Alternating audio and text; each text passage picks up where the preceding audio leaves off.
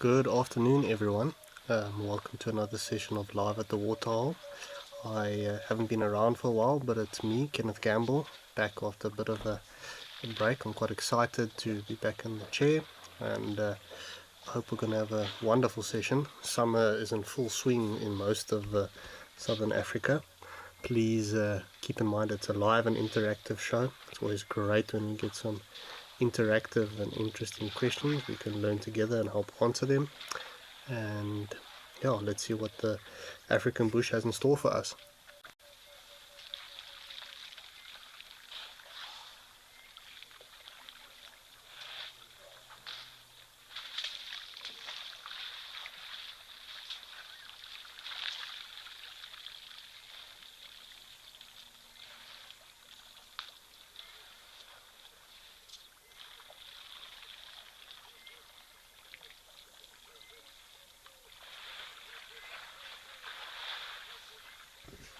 The bush is certainly looking a lot greener in Tembe since I last saw it. It seems like the elephants are also enjoying the pans.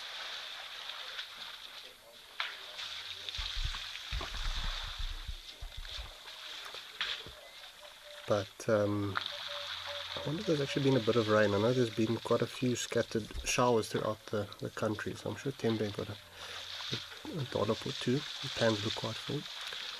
But yeah, guys, please remember to send in your questions or comments and keep the show live and interactive.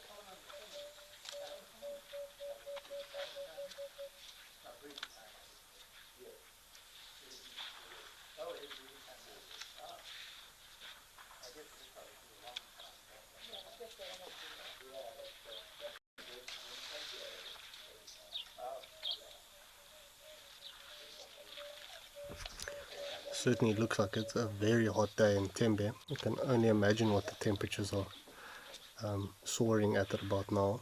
You can certainly see the elephants have got the right idea, sticking to the shade and the cool mud and water. This part of the country is also very humid, so the heat can be very oppressive. I remember once or twice when I went to Tembe, I'd quite often start the game drives quite a bit later in the afternoon just due to the unbearable heat still present at 3 o'clock.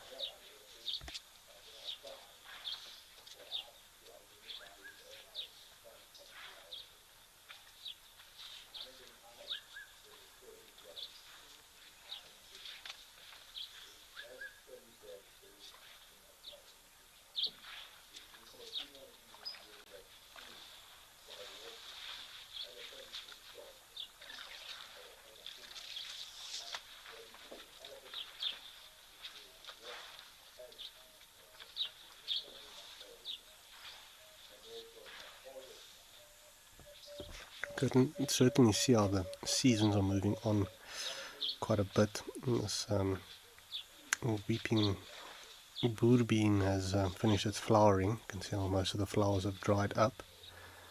It was certainly stunning to see it in flower in for that short period.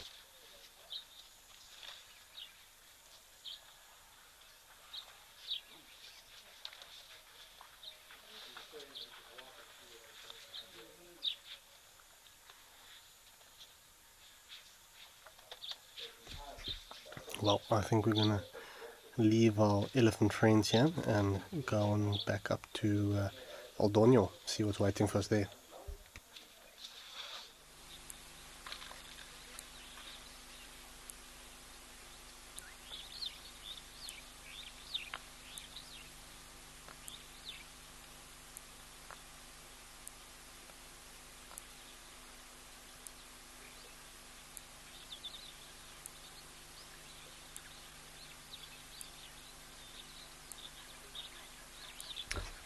Got a bit of a march of zebras, and the female at the back seems quite heavily pregnant. I'm sure she's got a foal that will be on the way as soon as the fresh vegetation returns with the onset of the rains. But it seems like they've finished drinking. It's certainly looking very dry and dusty up at Aldornio at the moment. The zebra aren't even moving too much, and you can see how that dust is puffing up. It's always quite a tough time of year just before the rains return.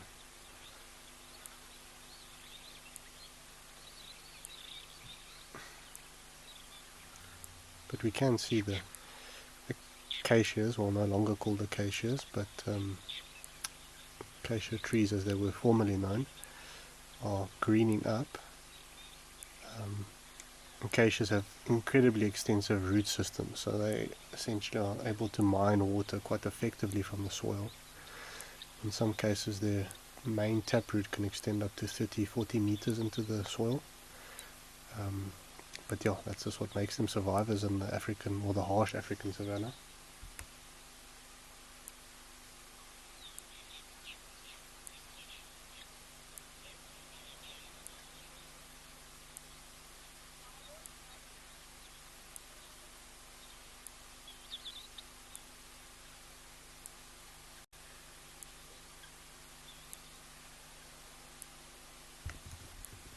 See, we have a few viewers from Malawi. Hello there, hope you're enjoying the show. Wesley with quite a cool question. Wesley mentioning how it's always amazed him how animals can drink from watering holes, and they are so immune to the bacteria as well as the droppings from other animals. Yeah, of course, Wesley, it's obviously animals in the wild have quite robust and well-developed immune systems. They do get sick from time to time, and obviously it's influenced by factors of stress, which can be drought stress, injuries, etc. Those animals tend to obviously get sick if their immune system's not fighting fit. But yeah, being exposed to it all the time is certainly what strengthens their immune system. Generally with herbivores and their droppings, etc., it's not as bad. It's just digested plant material. Your bigger problem comes in with predator droppings, etc. Those are tend to carry a bit more parasites or diseases. But that also being said, there are also tapeworms and different types of parasites that are present in herbivore dung. Anthrax is a good example. It's not bad in the wet season, but obviously as the dry season intensifies and water bodies start to shrink, the concentration of, or the purity of the water maybe goes down.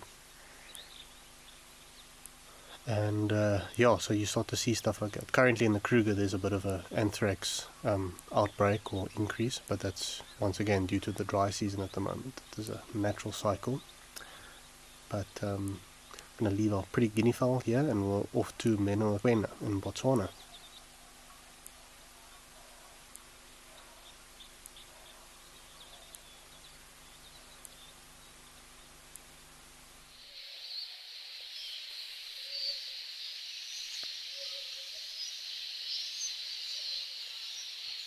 Oh, that's quite cool. We've got a huge flock of red-billed quailias moving in.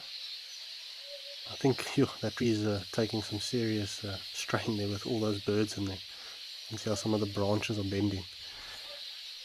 So they say quailias are one of the most prolific animals in the world, just due to their sheer numbers or their population size. I must find the exact figures, but yeah, quailias move in massive flocks. It's incredibly stunning to see them flying across the African savanna. There's parts of the Kruger Park when the grass growth has been good and the seeds, although they feed on the seeds. It's quite stunning to watch them flying across.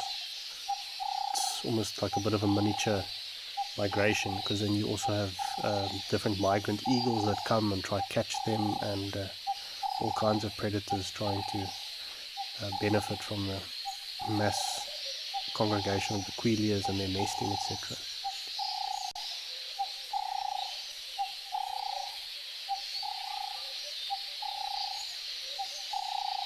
Jay Loco mentioning this looks like AI. I can assure you it's definitely not AI. This is just the phenomenon of the quilias flocking, etc. It's truly breathtaking if you ever see it in person. It almost looks like a moving cloud of birds. It's truly a fantastic sighting.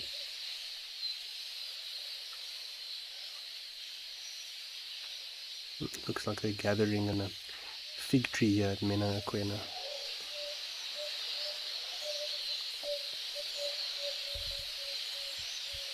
You can hear their calls are quite raucous, so there's definitely a good couple thousand of birds around here, I'm sure of that.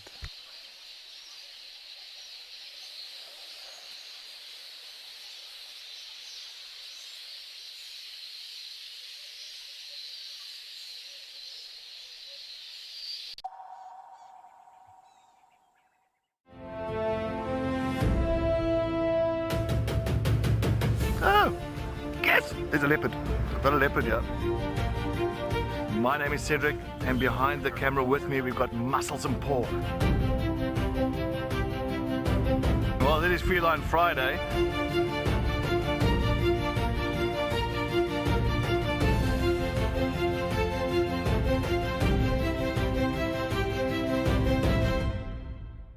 At Wild Earth, we believe every story has the power to create change. That's why we've launched the Wild Earth Impact Foundation, a non-profit dedicated to conservation and social impact. By showcasing conservation stories, we can change lives, protect nature, and empower communities. We have partnered with Empowers Africa to accept tax-deductible donations from US donors. Your donation will help fund critical programs that support our mission. Join us and be part of the change.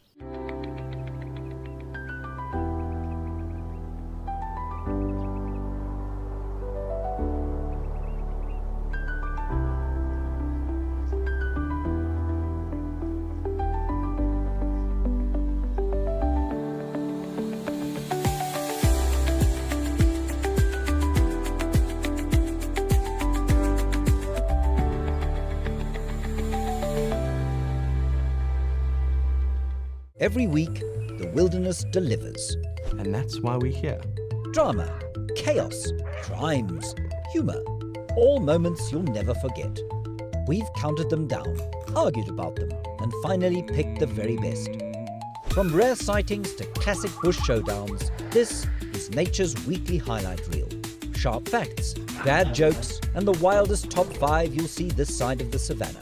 It's not just a show, it's a wild bush week. Out here, every wild moment counts, and as a Wild Earth explorer, you will not miss out. Watch the Wild Earth channel ad-free 24/7, and you can even rewind if you have missed out on something. Enjoy the behind-the-scenes video clips as well as fireside chat, or get the early offers on our travel experiences. It's the best way to stay connected and be part of the Wild Earth family.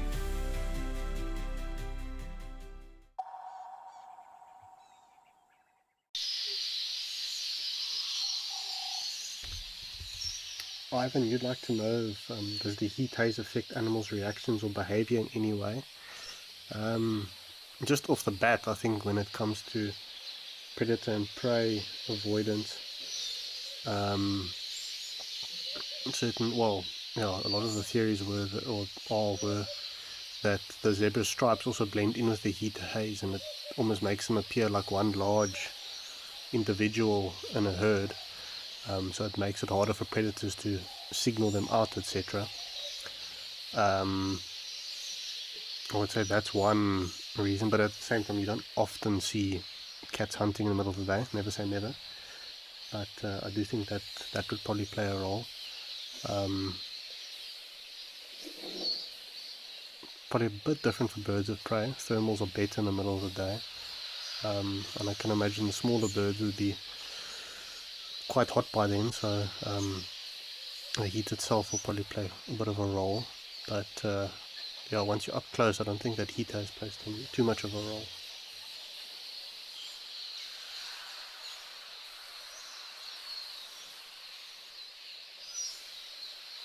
Very valid point by Macbeth Lady.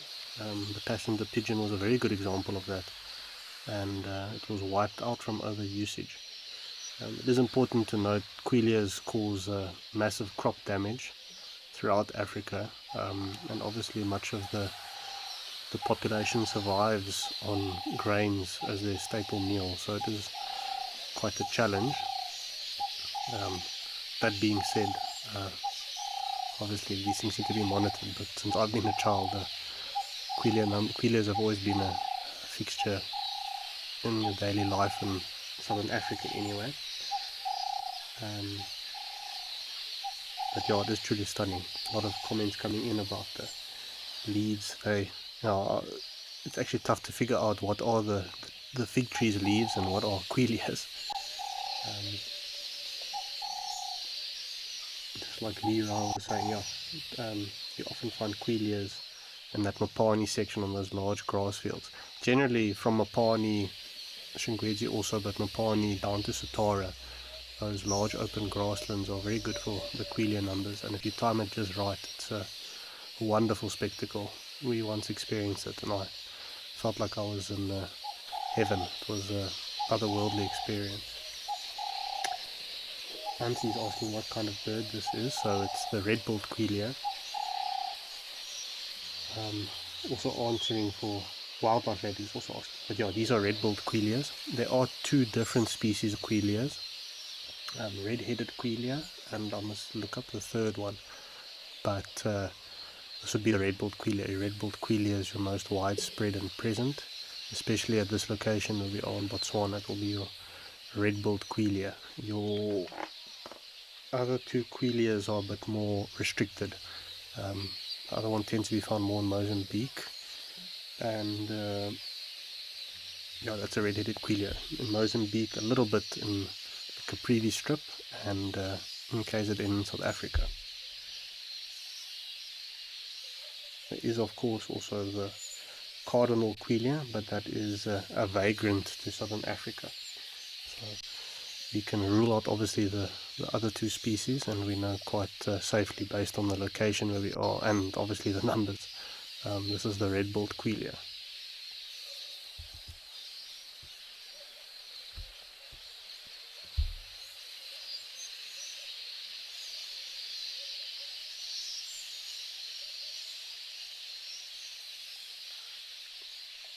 Obviously we can't see too up front here, but the defining feature is the specific bright bill. Birds will be in different stages of breeding plumage, but the red bill and the numbers are a dead giveaway that this is the red-billed quellia.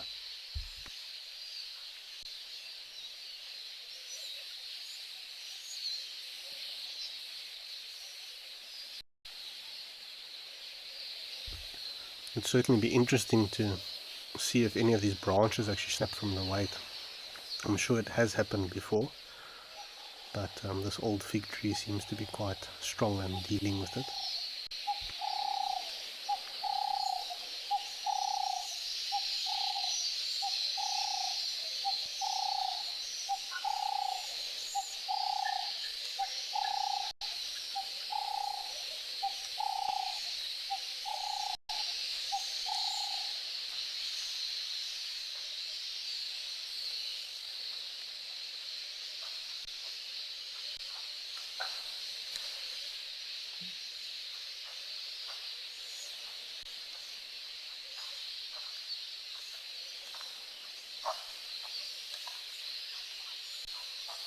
I almost want to say it becomes quite hypnotic at a point. There's just this constant movement in and out and something in every direction. Oh, nature is truly amazing.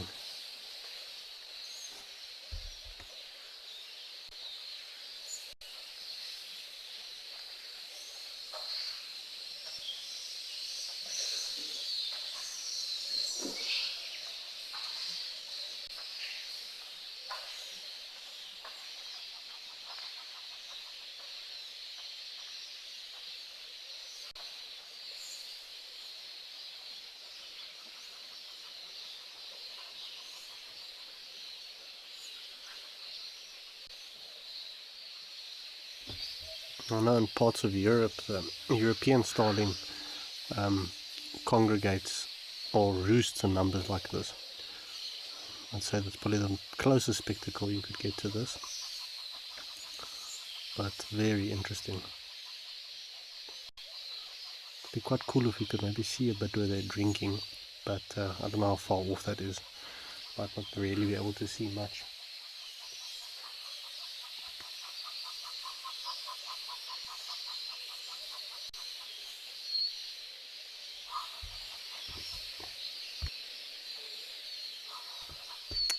Well, as long as we could stay at the Quilias all day, we're going to go off to Safari Hook and see what's waiting for us there.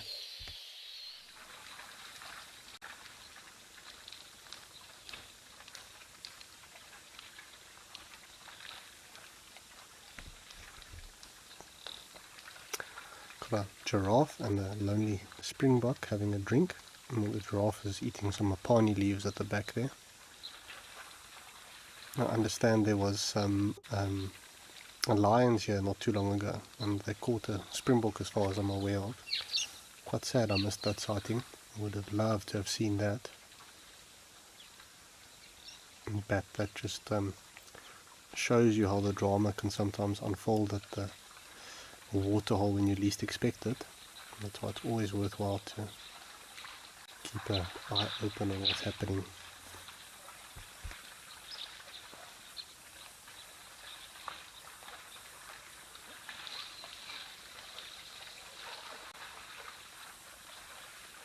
I was driving earlier this week near, well, kind of close to one of the Kapama cameras, but obviously on the border of the reserve, and about 9 o'clock in the morning, and I had a leopard cross the road in front of me. So yeah, you never know what secrets and surprises the bush has in store for you.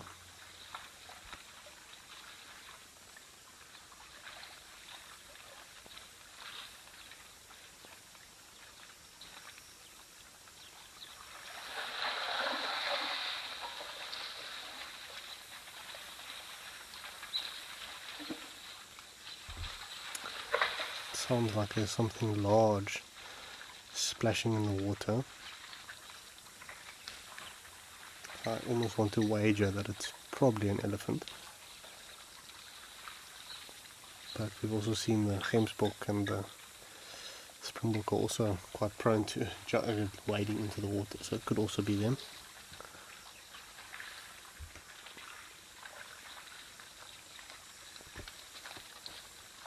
We're going to quickly pop back to Menoaquena. Sounds like we have some pachyderms waiting for us.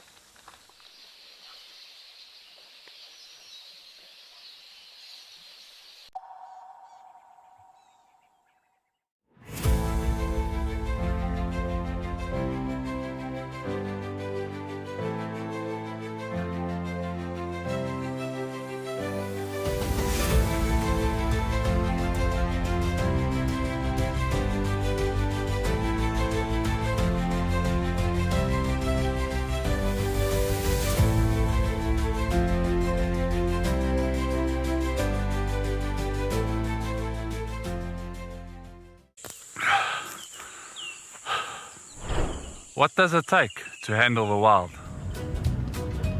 Balance. Determination. Focus. Yaku!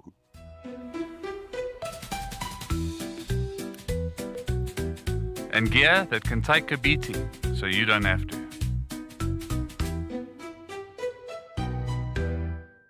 My full name is Mpho Tikani. I grew up in Soweto. My first animal that I filmed said dog. Okay, no, wait. My first animal that I filmed, I think it was an impala. Best sighting ever, I would say it was actually this year, 2024. But it was this Cedric when we had Mulwati and TP on a warthog kill. I think we have to cut it.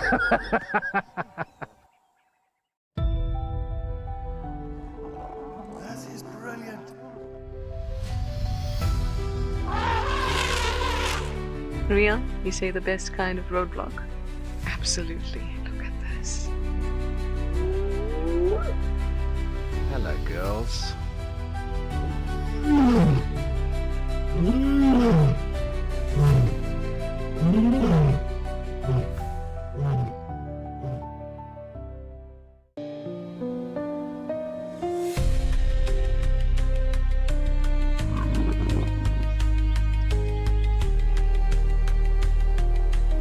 here with a male leopard.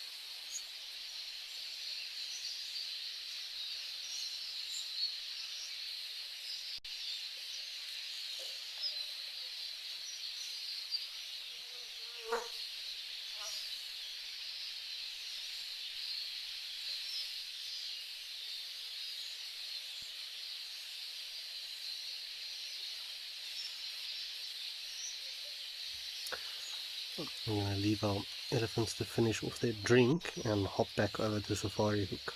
Certainly where the action is today.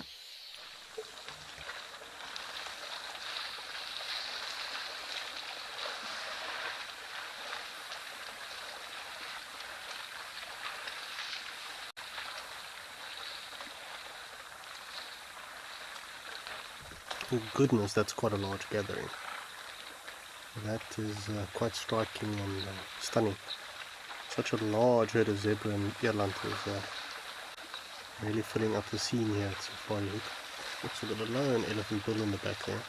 I love the different contrast. You've got all these zebra and eland in the front, and it makes that elephant look quite small at the back there.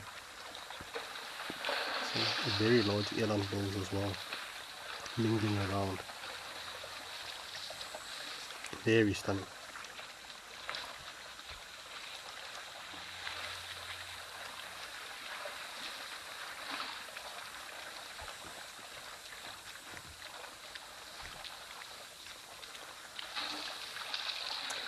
Nabila asking where I am. I'm sitting in Hoedspruit. That is my place of operation and where I live. Quite a wonderful part of the country to live in. Spaz, you've been asking if I've ever been to Namibia, and you're curious if we do see guinea fowl at Safari Hook.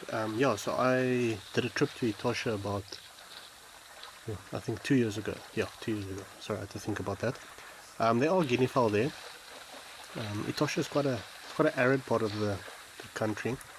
It's quite interesting that you get the Mopani felt all the way there. It almost reminds you of parts of Kruger in a way, but yeah, it's a combination of bushveld and I'd say almost arid desert Kalahari of southern Africa. But yes, nonetheless, there are guinea fowl. They would do quite well there. You actually find guinea fowl throughout southern Africa. There's 3 different variations. I wouldn't really call them subspecies, or technically subspecies, but yeah, there are quite a few different variations throughout southern Africa. And yeah, guinea fowl will definitely be in the Safari Hook region. It's probably something we should keep an eye out for next time. I think they're quite careful of how they approach the waterhole here. It's obviously quite open, so it does leave them vulnerable to attack. And there are plenty of raptors and other predators waiting to pounce on a guinea fowl. It would make a great meal. But I'll keep my ears tuned. My eyes sharpened if you ever come across them in the future, or maybe today. I think generally you'd probably have them drinking in the earlier part of the day and maybe later in the afternoon. They'll probably be sheltering from the shade at the moment, or sheltering in the shade from the sun and heat.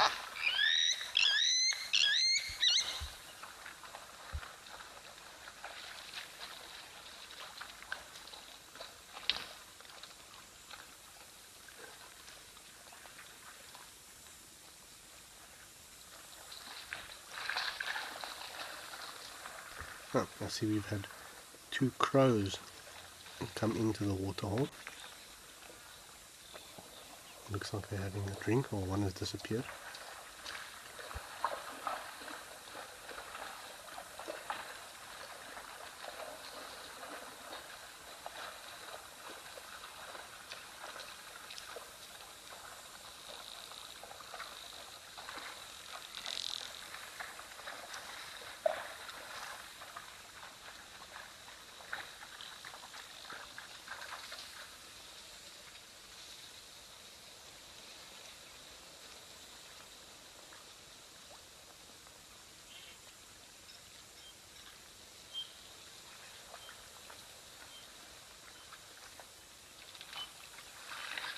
I was just double checking myself, but those were, well, that is the one, those are Cape crows.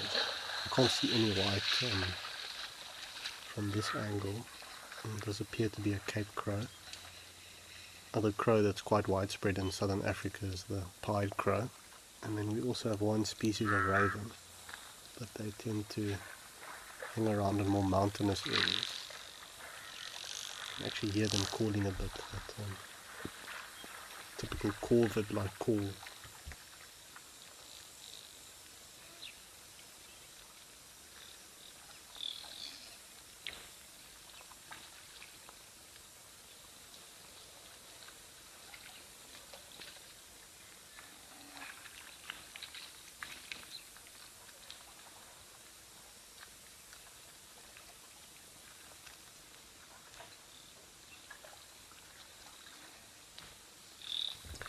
Certainly a great variety of animals here to that safari hook.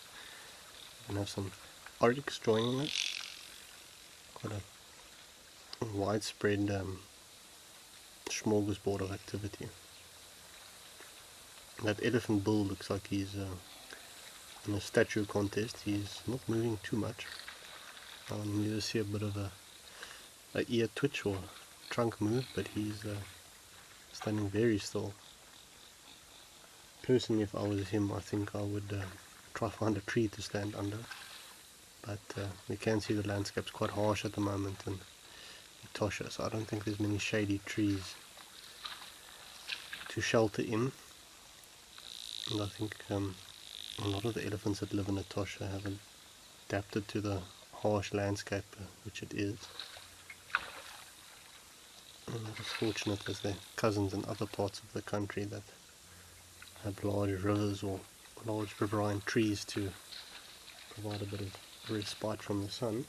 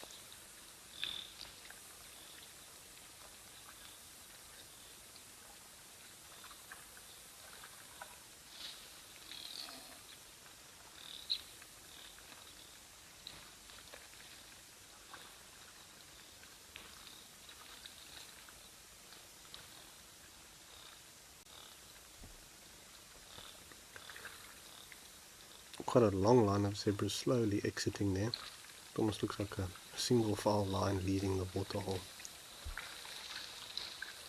Plenty of springbok dotting around there, all keeping their wits about them. I know there's definitely a risk of lions. And they hop off a bit, get spooked. Anyway, we're just gonna stay a bit longer. Just see what else happens. It's funny, every time I think the zebra are done,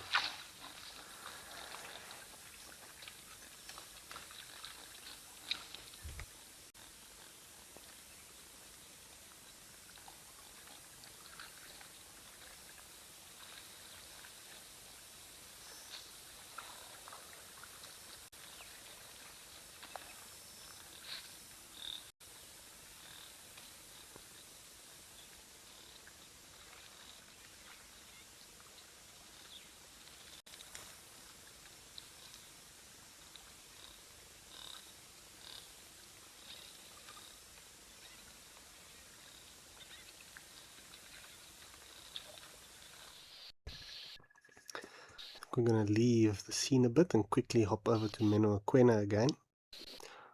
Holy moly. You'd almost be forgiven for thinking it's static on the camera screen. That is a crazy amount of quilias flying. That's almost otherworldly to think that's living organisms causing that.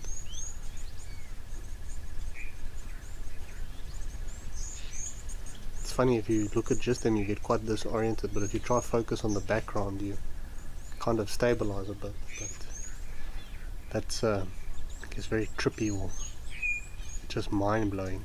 That is an insane amount of birds flying around there. I can almost not believe it. That is crazy.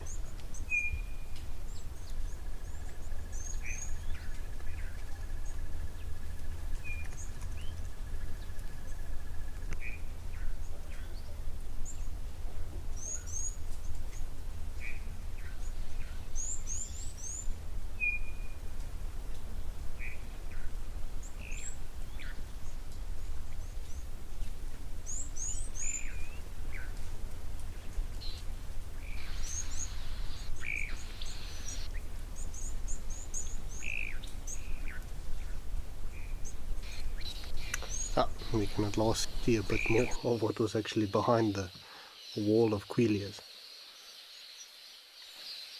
A smaller flock around there. Jeez, that's just insane. Very cool.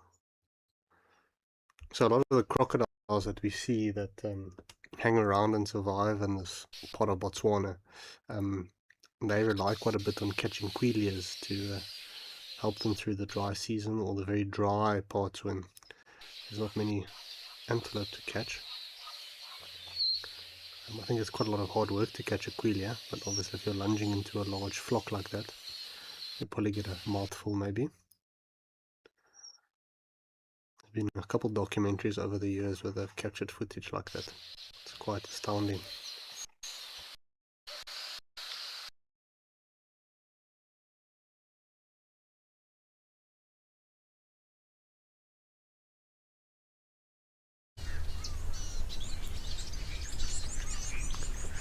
Wildlife lady, I do agree. We definitely had a beautiful scene there at Safari Hook. Quite a really typical waterhole experience. And then we moved over here to the storm of birds. But I love those spectacles of nature. To see animals in such great and vast numbers is truly breathtaking for me always. It's quite stunning, and I think it also just represents a healthy ecosystem.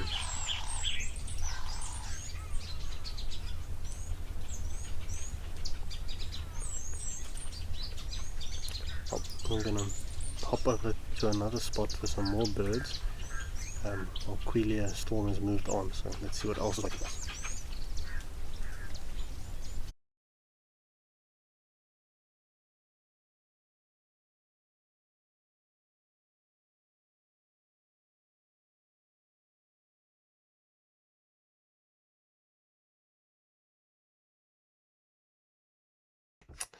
That's impressive, and we've got a couple of weavers here. Can't see them too well. You can see a head popping out every once in a while. But one of Africa's best architects and builders at work. I always find it fascinating how a bird with its beak is able to weave such an intricate and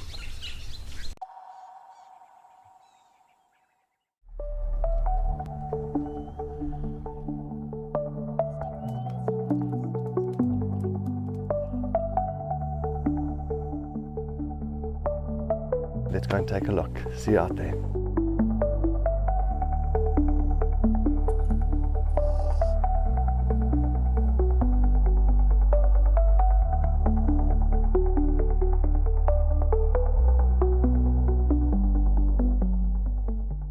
The Wild Earth Impact Foundation is a non-profit that uses the power of wildlife storytelling as a force for good. We create sustainable development projects that showcase conservation stories, empower people, and inspire environmental action. As a registered South African PBO, you can make a tax-deductible donation to the Wild Earth Impact Foundation. To find out more, visit our website.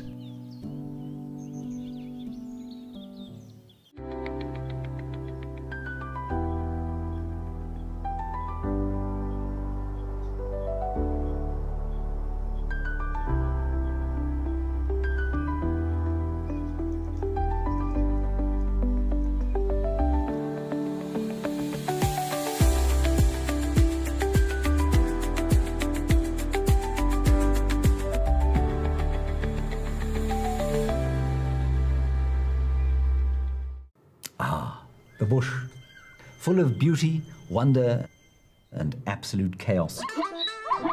And now, all that madness has its own show. It's called a Wild Bush Week. The countdown of the most outrageous, heart-stopping, and sometimes downright ridiculous wildlife moments of the week. Lions throwing their weight around. Hyenas gate-crashing the buffet. Leopards doing, well, leopardy things. Each week, it's a fresh reel of safari gold. A mix of drama, She's just got an impala, everybody. danger, and a healthy dose of laughter. So, if you fancy a highlight show with bite, and I don't mean just the animals, tune in to a Wild Bush Week. You bring the tea, and we'll bring the tusks, tails, and teeth.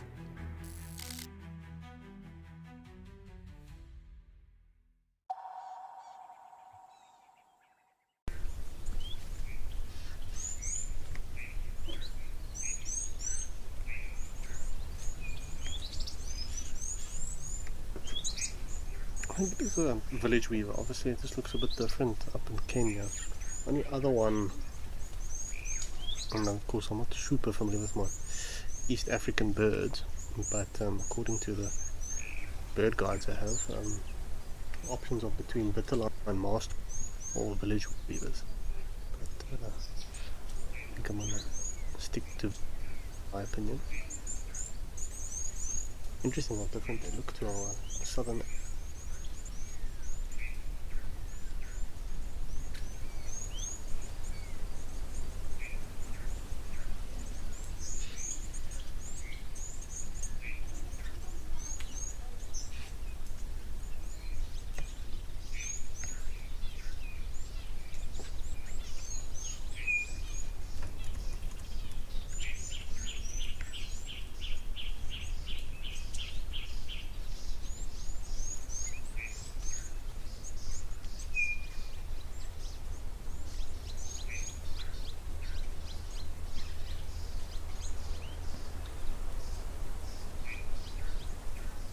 To think how many nests they're not satisfied with, so strip it and start from scratch.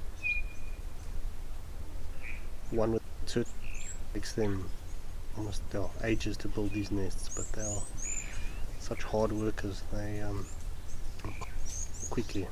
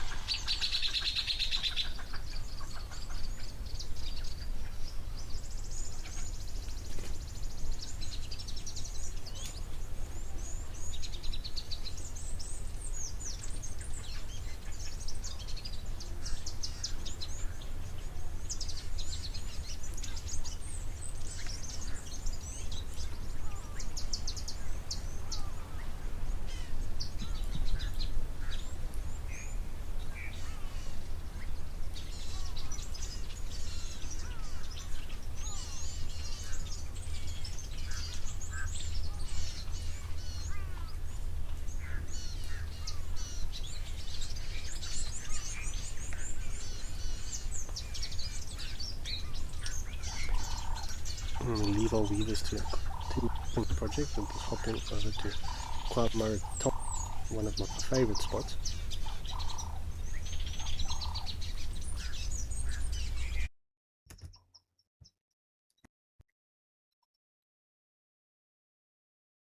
That's wonderful. We've got an elephant bull.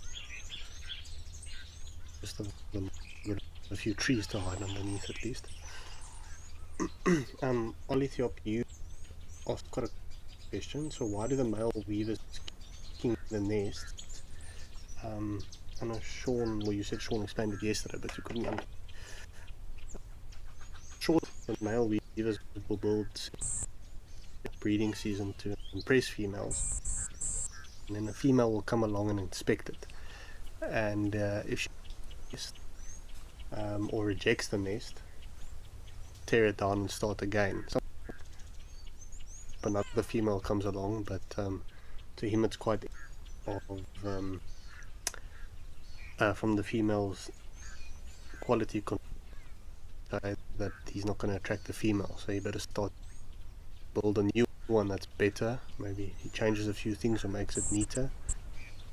The factors that the female weavers are looking for in a net, go look at.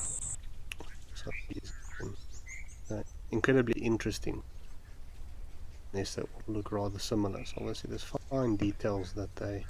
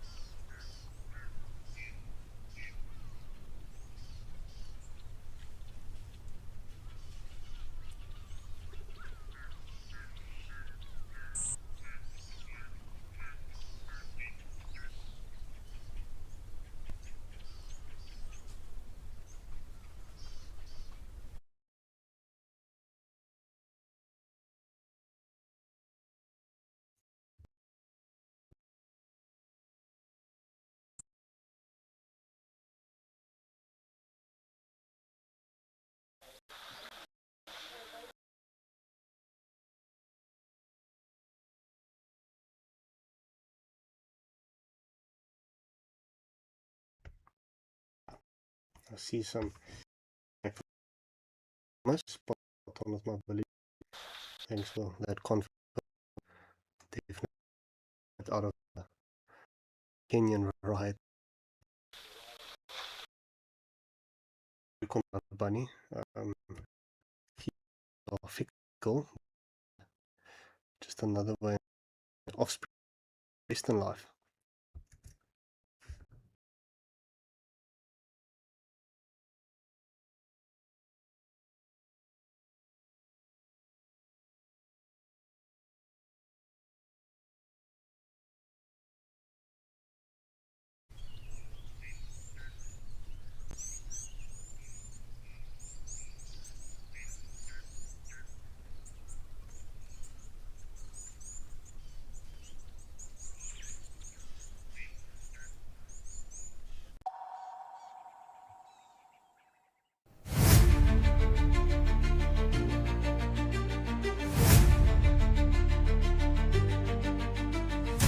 See you out on the safari. It could be a very exciting morning.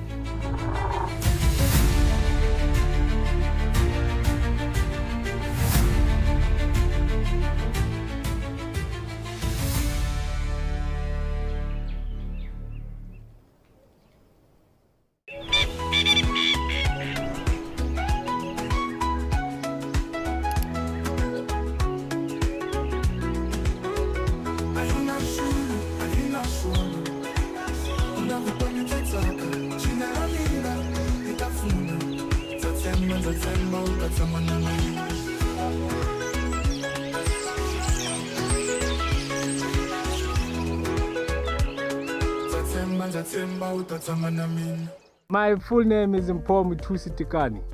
Best part of my job It's coming to see nature. Worst part of my job is logging.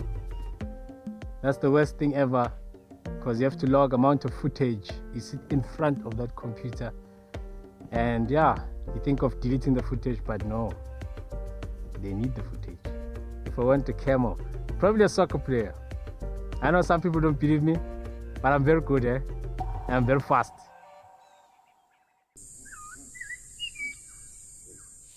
There's some ellies that we're approaching now. The light on her as well is absolutely gorgeous.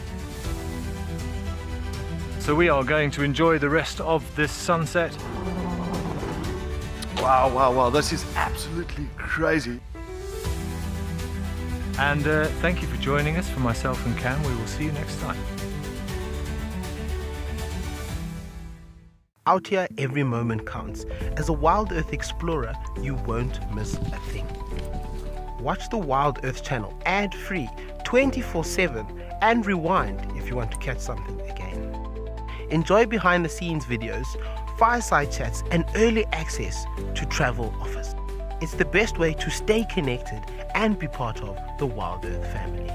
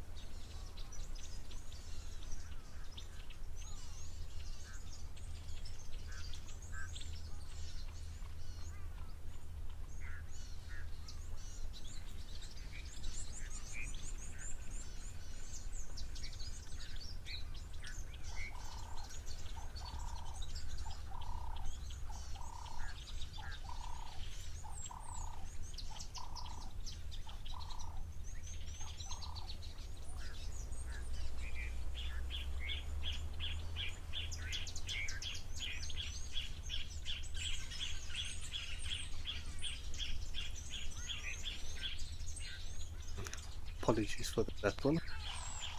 Disconnect. Quite a large baboon at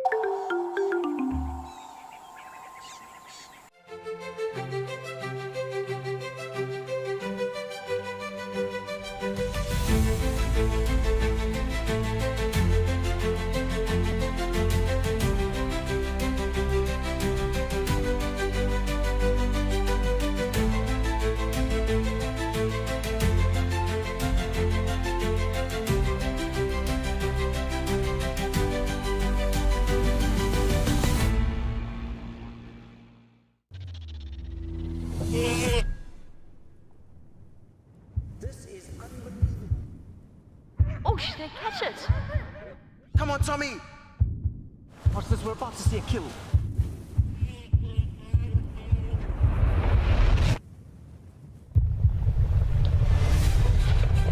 You can see how close he is from where I am.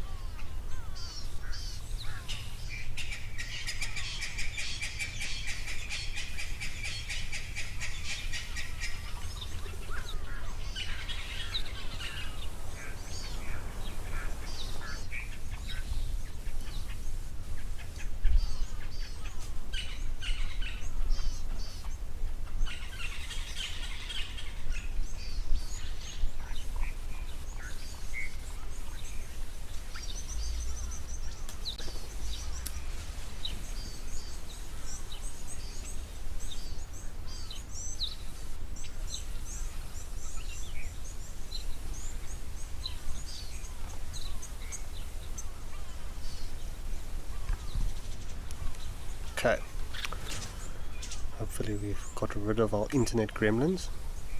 And we have a very astute bull strolling in here. Quite typical of the Etosha elephants. They haven't got big tusks, short and stout, ivory. See, these two bulls are meeting each other with a bit of aggression. Ooh, wow.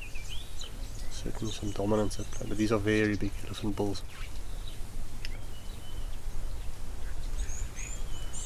Once again, sorry for that everyone, I already did miss being there. Sometimes internet in the bush that doesn't play ball.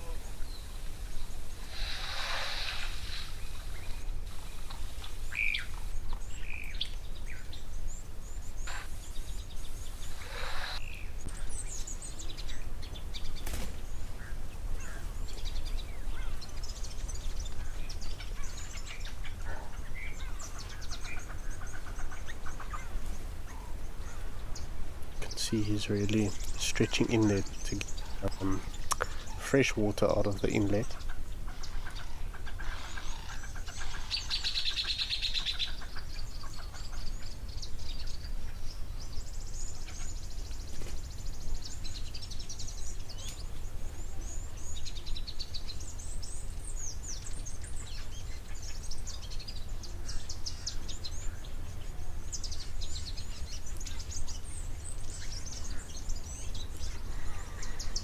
Those ears are definitely working overtime to cool them down a bit there.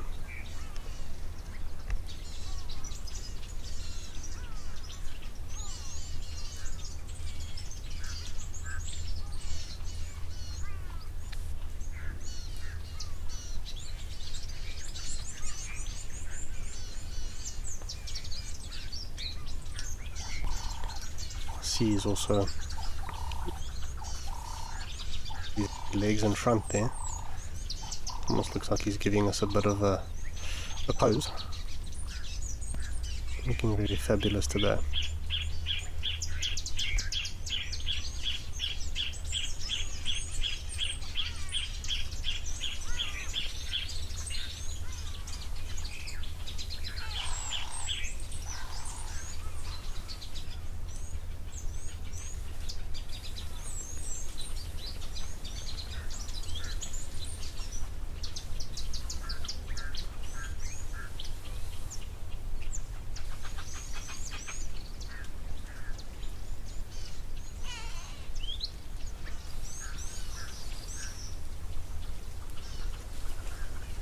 I think I caught an Amaqua dove swooping in. I think he's just out of frame. They're quite cute little doves with their long tails, generally found in quite arid areas, but can't see him now. He's blending in with the mud.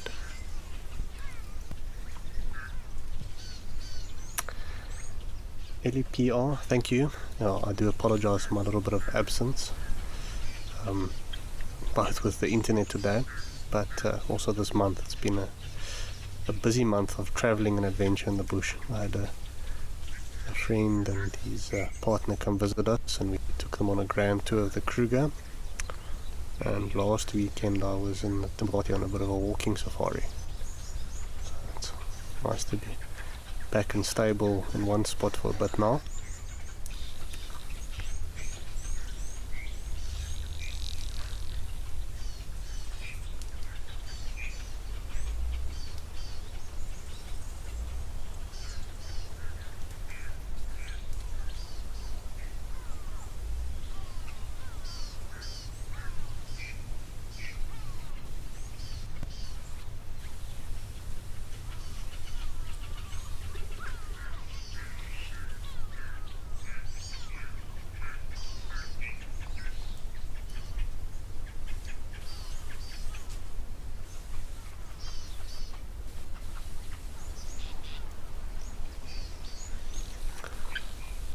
Well, we're going to leave these two bulls. See, certainly the bull on the left is a lot more dominant. Anyway, while they sip a bit more water, we're going off to the hide.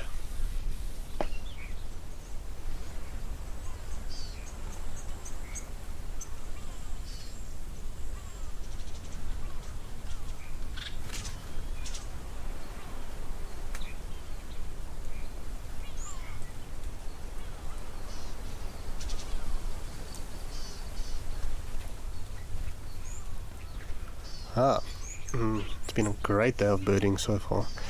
This appears to be a kite, and I would wager a guess that a yellow-billed kite. I can't see that yellow greatly on the beak, but I think it's just a bit more of the glare. Now that does definitely look like a yellow-billed kite. Interesting to know.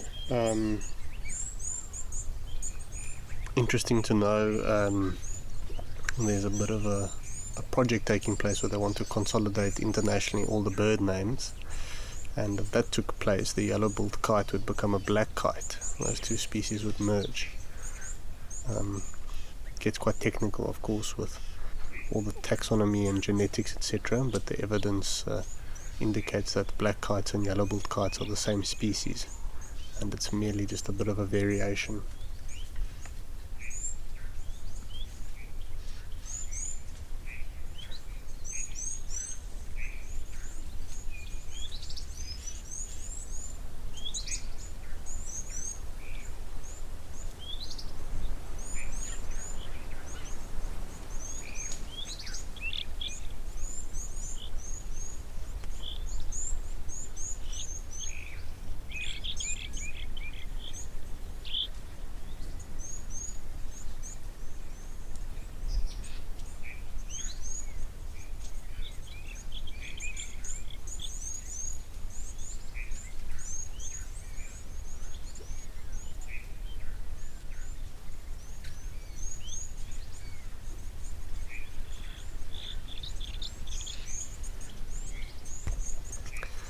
Appears like this kite is just grooming itself and keeping it peaceful during the hotter part of the day.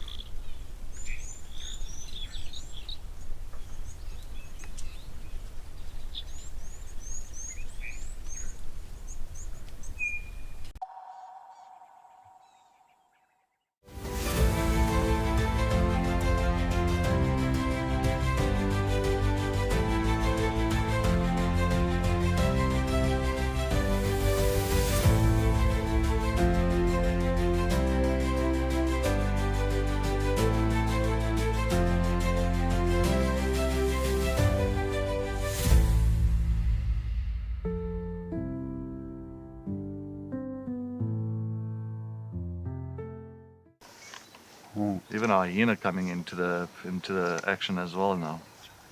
Oh my word! She's stalking the hyena now.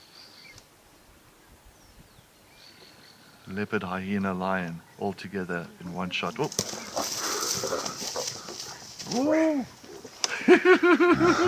This is action-packed.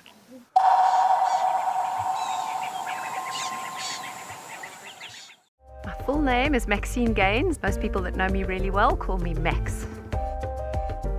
I'm a mum. I have 2 boys. One is 16 years old and one is 14 years old. I'm a very, very proud mama of my 2 boys. I've just always been passionate about leopards. I'm passionate about their conservation. I'm just passionate about everything to do with leopards. I love them.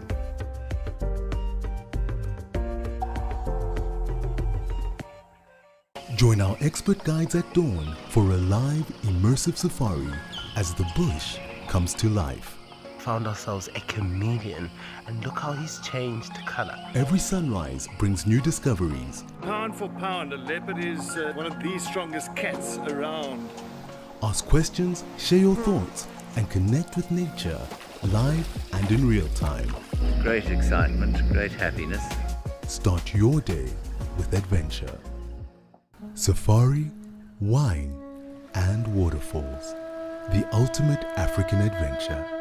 Sip South Africa's finest wines. Experience a world-class safari among Africa's iconic wildlife. And stand in front of Victoria Falls, one of the natural wonders of the world.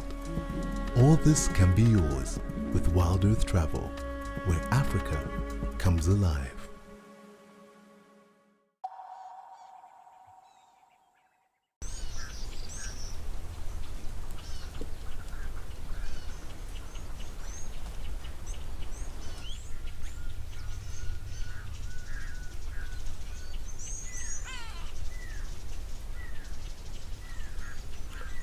Appears like there's quite a large bull associating with this herd. Well, to me it looks like a bull from this angle. I don't think it's a cow, although those tusks look a little bit small. And that abdomen or tummy is a bit distended. Could be quite a mature cow. Just from this angle it looks quite a lot like a bull. It looks a lot bigger than the other elephants here.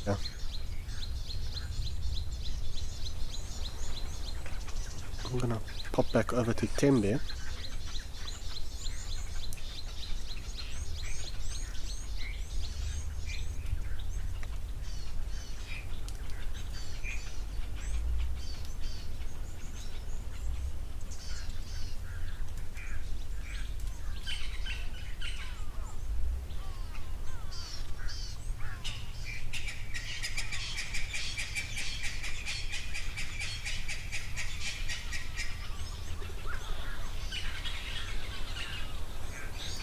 So we've got our standard elephant pool party on the go here. Some wonderfully large trees for them to take a break under. And also you can hit the sand bath or the water. It's almost like an elephant water park or play park, I would say. But that is one thing that is truly stunning about Tembe. There are some beautifully large trees around there. Just looking at those trees, how small they make the elephants look. It's stunning.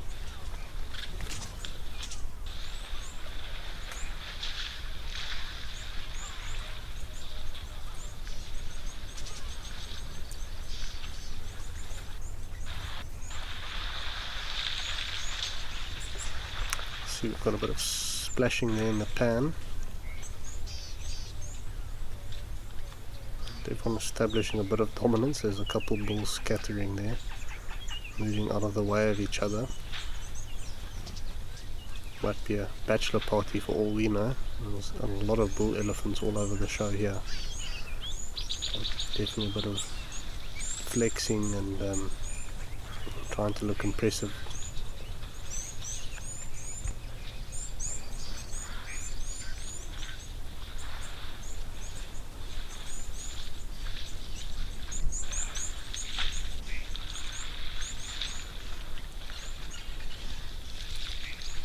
Deb Davies.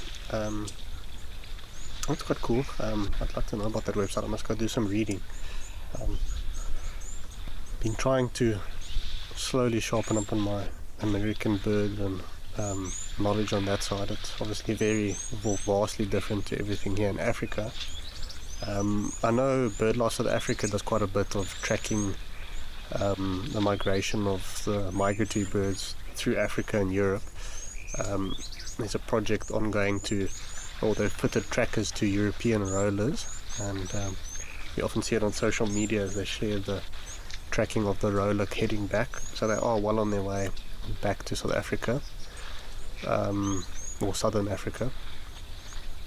I know barn swallows are tracked quite a bit, but yeah, I don't think we've got a dedicated website that I'm aware of. It'd actually be quite cool. It's nice to have a surprise when you hear the calls and sounds of the returning migratory birds, but it's kind of cool to know how far away they are, so you don't have to sit in anticipation. Maybe I don't like surprises too much, but there is some wonderful work being done by BirdLife. It's obviously an international or global organization, but yeah, BirdLife South Africa does quite a bit to protect and monitor the migratory birds. I do try donate when I can and try assist the work they're doing. I think they do a lot of important work, or they raise at least attention to a lot of important issues and making sure that birds are safe along their migratory routes. It's one thing for them to be safe in their destinations, but it's actually the journey that's sometimes the most dangerous for them, where they're prosecuted by people or human development that affects them. I guess that's just another thing we can all do, is try and make the places we live more friendly towards birds and migratory animals, so that they can carry on with their lives.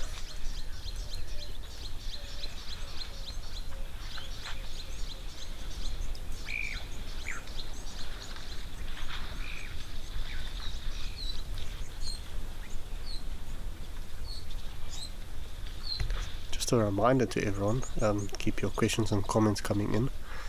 It's been a bit of a disrupted show with the gremlins that wreaked havoc for me, but yeah, feel free to pass your comments through or any questions.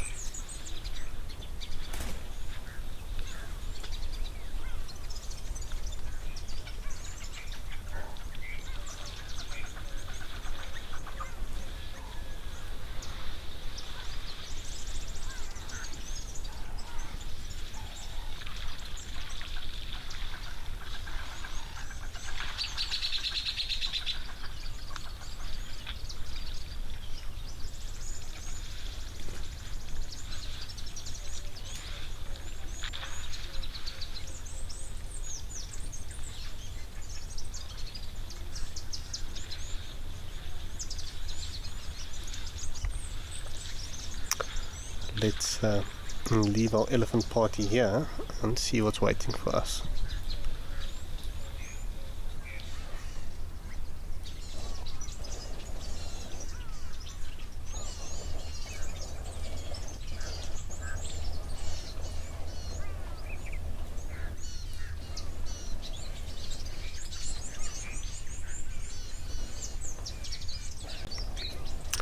Quite a stunning scene at Oliphant, being spoiled by quite a few elephant sightings. Makes sense, of course, at this time of day elephants want to do one thing, and that's cool off near the water and either take a refreshing mud bath or dust bath after that, and after getting a drink of water. I can attest to how hot these elephants and olifants probably are, because it is certainly cooking here.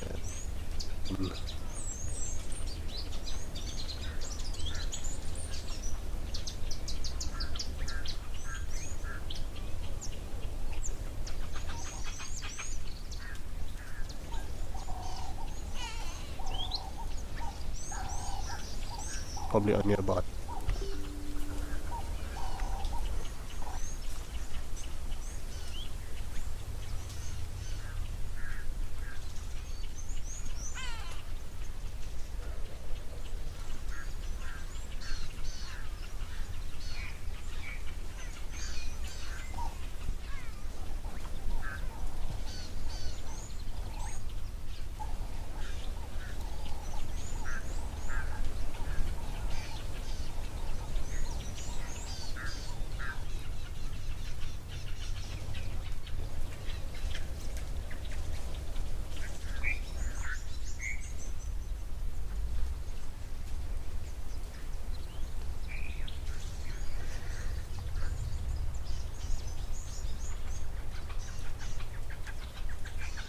seems like the elephants are.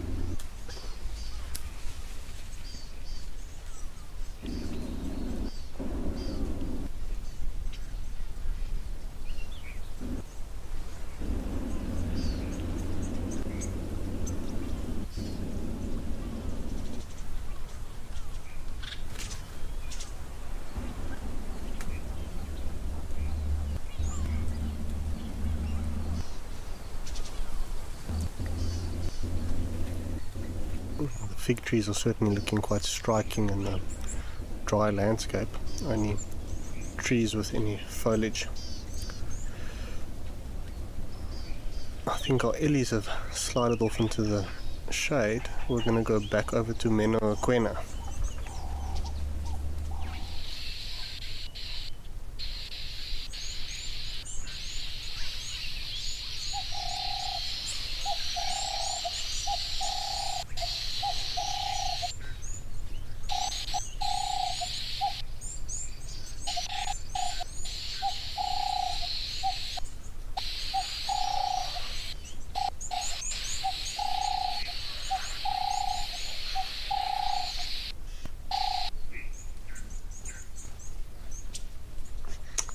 Got quite a large kudu herd here.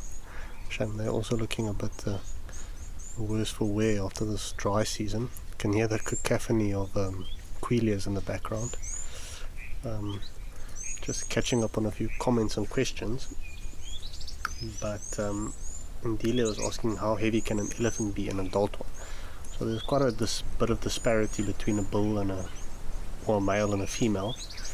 A male can range between 5 to 7 tons, so 4,500 to 6,800 kgs if you want to be a little specific, but roughly around there. That's a representative sample.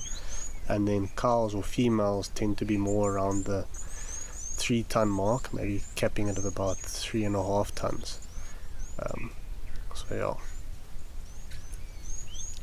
of course, once again, the heaviest land mammal in the world. And Marion was mentioning the beautiful trees in the background, which I also spoke of those.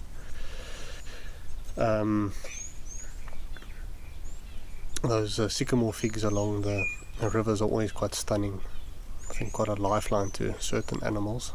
Obviously elephants don't eat too much on the branches, they are quite large, but those fruits are an integral part of the ecosystem.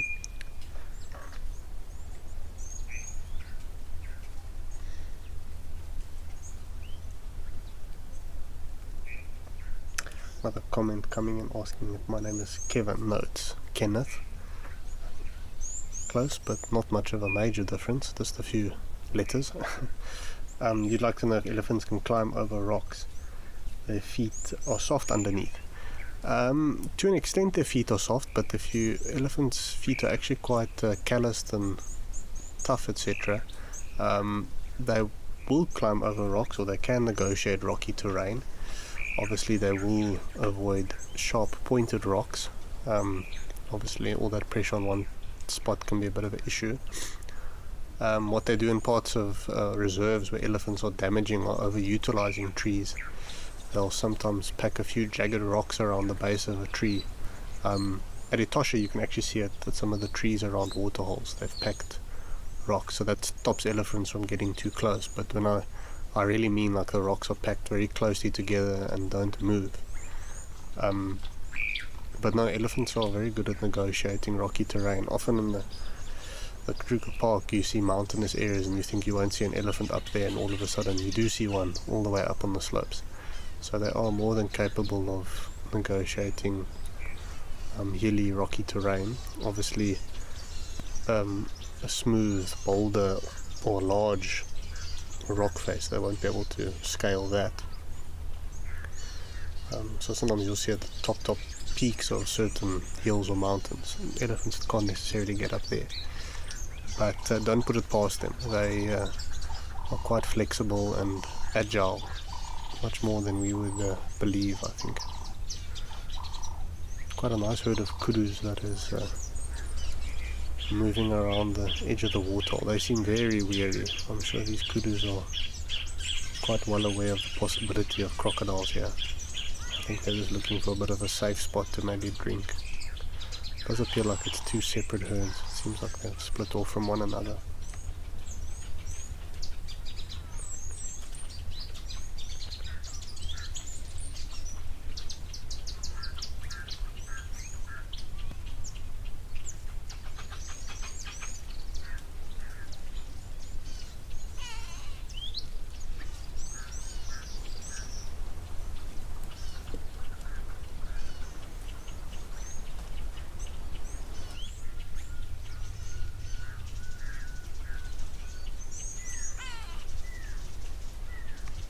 Seems like they've settled on that location. I think they're a bit more satisfied the water's shallow enough for them to see there, and they know a crocodile won't be sneaking up on them.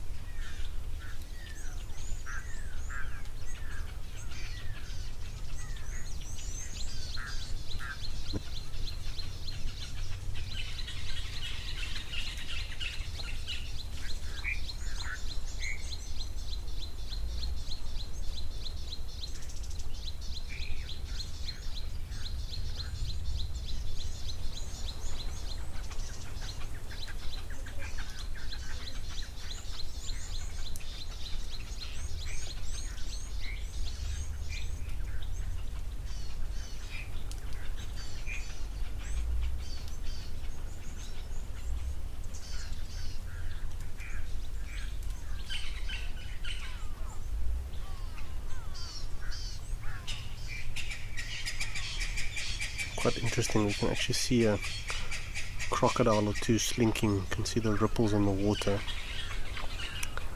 So kudus are wise to know something's up there. I see something has completely spooked them out now. Be interesting to know what that is. There was a bit of it sounded like an alarm call from some Franklin or spur fowl, but those kudu have taken off. They are not waiting around to find out what it is. I think this might be a bit of a fright though. I don't think it's anything serious.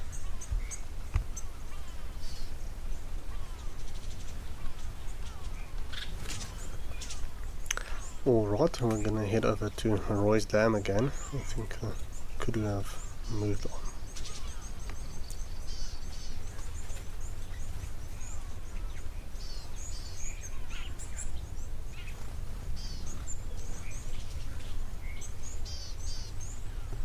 Oh, that's quite sweet. A little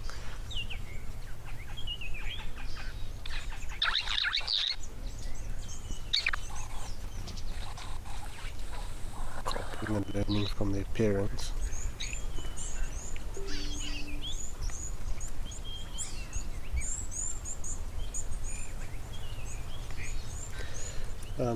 There was a question that came in.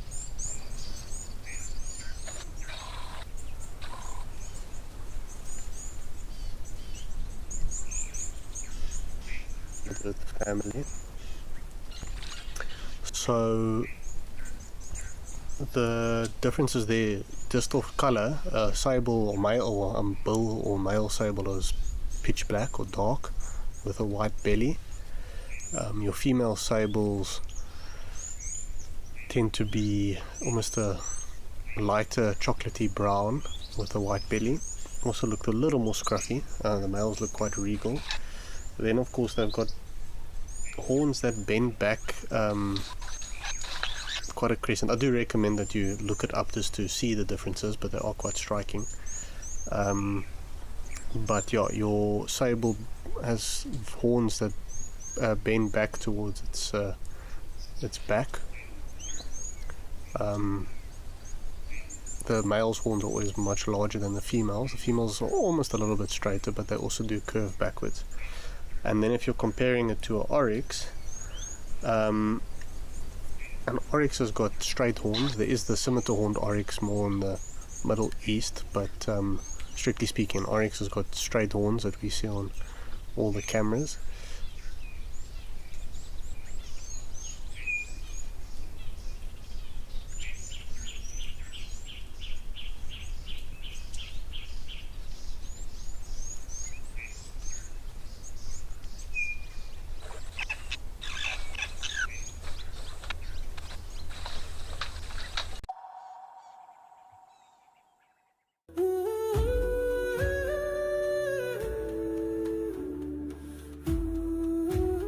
My name is Amy, and behind the camera with me is Paul.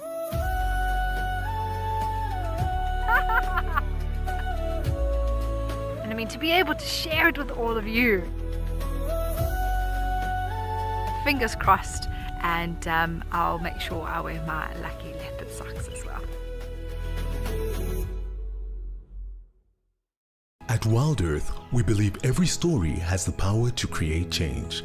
That's why we've launched the Wild Earth Impact Foundation, a non-profit dedicated to conservation and social impact.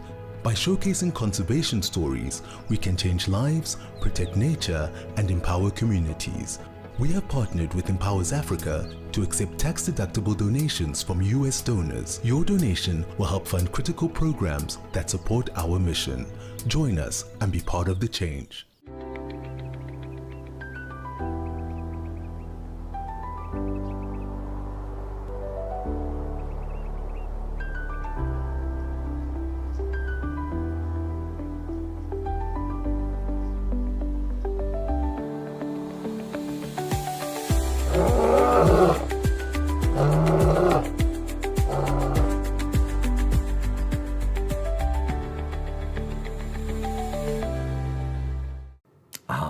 The bush, full of beauty, wonder, and absolute chaos. And now, all that madness has its own show. It's called a Wild Bush Week. The countdown of the most outrageous, heart-stopping, and sometimes downright ridiculous wildlife moments of the week. Lions throwing their weight around, hyenas gate-crashing the buffet, leopards doing, well, leopardy things. Each week, it's a fresh reel of safari gold, a mix of drama, She's just got an impala, everybody. danger, and a healthy dose of laughter. So, if you fancy a highlight show with bite, and I don't mean just the animals, tune in to a Wild Bush Week. You bring the tea, and we'll bring the tusks, tails, and teeth.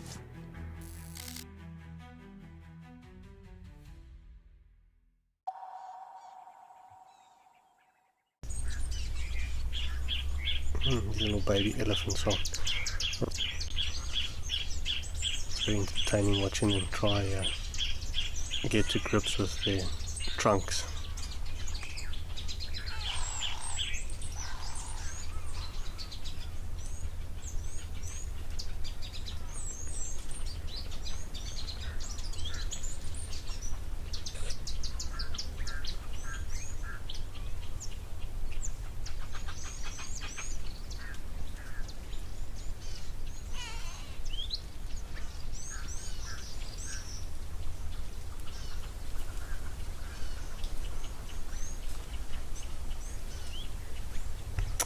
Alright, we're gonna leave our elephant.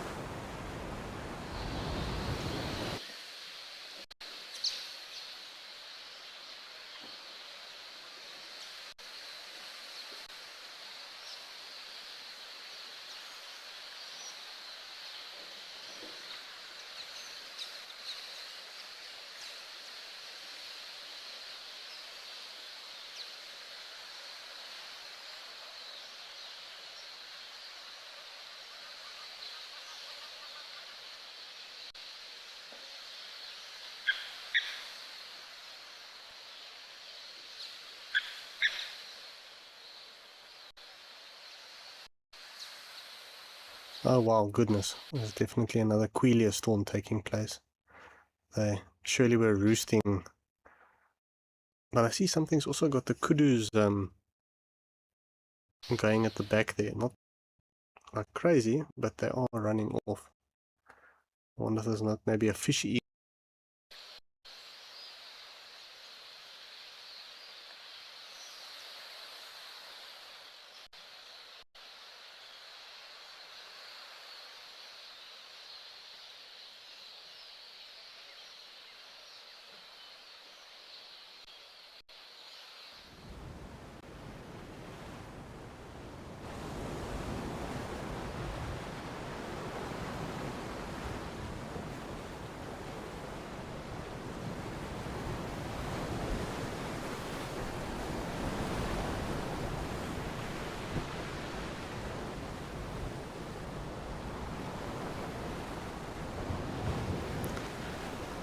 Sorry guys, we've just headed back to Stony Point. I think that dealing with all that, all those Quelias moving, obviously a bit of a challenge for it to focus all on.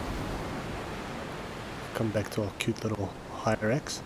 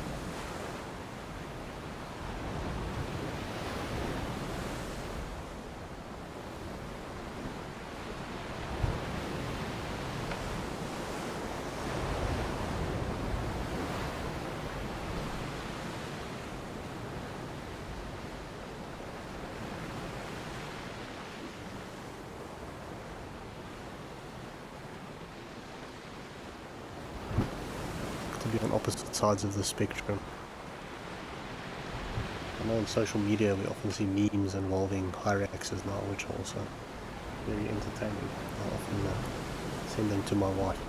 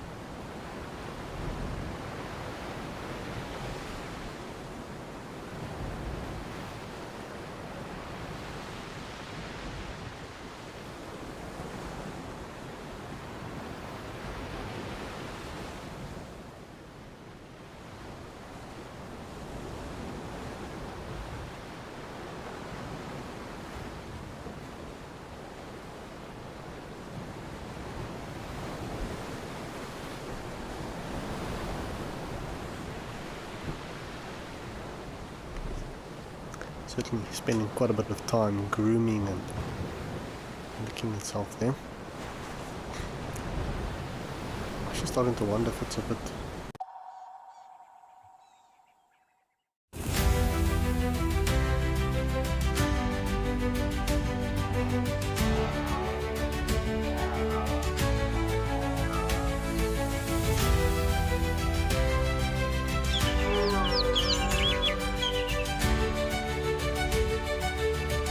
This is an unbelievable afternoon.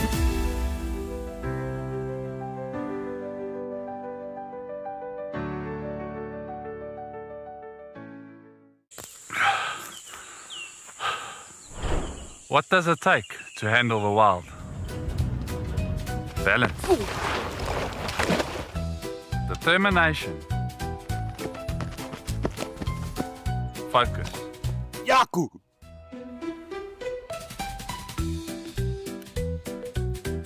And gear that can take a beating, so you don't have to.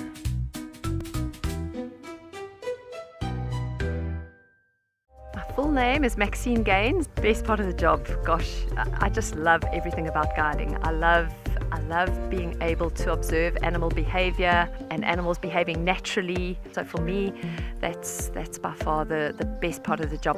And so what we do here at Wild Earth is develop those connections with the people that are viewing and maybe just light a little spark that says, you know what, I want to be involved in protecting this ecosystem. And that's it for this morning's drive. She's just got her impala, everybody.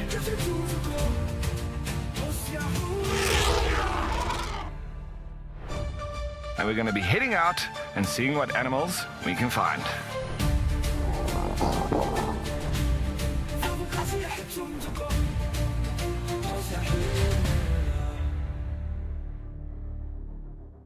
If you love watching Wild Earth, here's a little tip. Become a member. You can gain access to the channel ad-free, you can rewind and re-watch sightings, and you can join our Tuesday live safaris. There's also behind the scenes videos, fireside chats, and every Safari Live episode, whenever you want it. It's just a better way to stay connected to nature.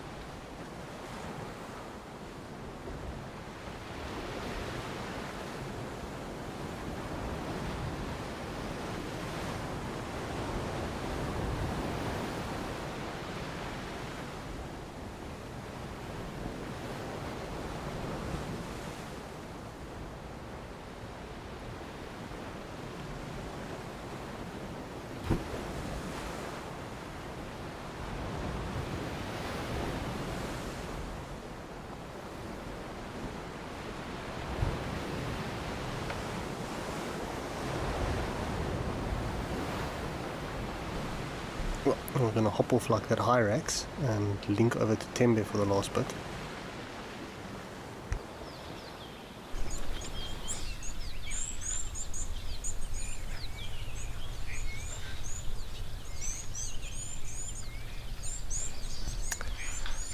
Copious amounts of elephants to say goodbye to us today.